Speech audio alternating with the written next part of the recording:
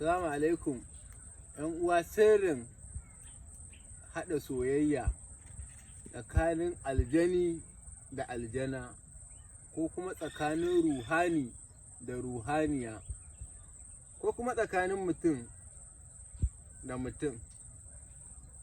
‘Yan uwa, kana son ta ne tana ta walar da kai, ko kuma tana son ka ne, ko kuma kina son shi ne yana ta walar da ke? To zo in ɗan baki wata ‘yan mugunta, amma ki ji tsoron Allah. Don Allah in ya tashi kamawa, ko ka ji tsoron Allah, don Allah ya tashi kamawa, ku zai kama, ni ba ni ba. Ni dai na bada ne saboda idan akwai zalunci a mu'amala, kamar yadda wata baiwa Allah jiya ta yi min waya tana ta kuka, ta ce min wallahi malam, na raini namiji a matsayin saurayi shekara 4. Ta ce ni Allah ya sa na iya karatu na likitanci. Ta ce na koya mai duk wani abu da ya shafi wannan fannin, da zai iya kamar nosin ya tiritin mara lafiya ya tashi. Shekarar mu 4 malam, na koya mai duk wani yanayi na rashin lafiya, in ya zo ya san duk irin maganin da zai bada.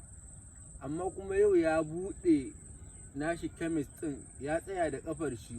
Kuma malam, ma taƙaice ma, mun yi rayuwa ne da shi irin rayuwar nan da ake yi, wadda sai an sami 'ya'ya daga baya ake zuwa a yi aure. Amma wallahi malam, yanzu halin da ake ciki ya ce ba ni zai aura ba, wata zai aura. Ta ce malam, shekara 4 yanzu in bai aure ni ba, waye zai aure ni a wannan yanayin da nake ciki? So tana ta kuka. Dalilin kawo wannan, saboda idan an sami irin wannan ko makamancin wannan, to kawai ka yi. ‘Yan uwa, kake walar da kanki, kakka walar da kanka. In an tashi, kawai iya suna ake bukata, sai hoton mutum. Ka je ka samu hoto ka wanka na wannan mutumin, ya kasance na kati ne. Sai ka zo ka rubuta sunanka, kai da kake so kai mallaka, a bayan hoton wannan da ake so a mallaka. Kawai sai ki je ki samu sabon kabari, ka bada ko ki bada. Idan ke ba za ki ba, to ka bada wani, kawai a je a haƙa sabon kabari, a sa shi a ciki, a dawo a yi sadakar farar alewa.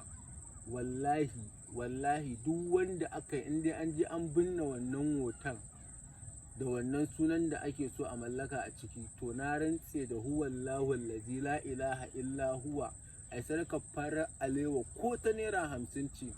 Wallahi mutum yadda ka ga na kabarin nan yana kwance, sai yadda ba shi da motsi, ba shi da katafus, to kai ma a rayuwar wannan mutum ka tsayan mai da ita, in dai akan magana ce ta sirifin zuciya.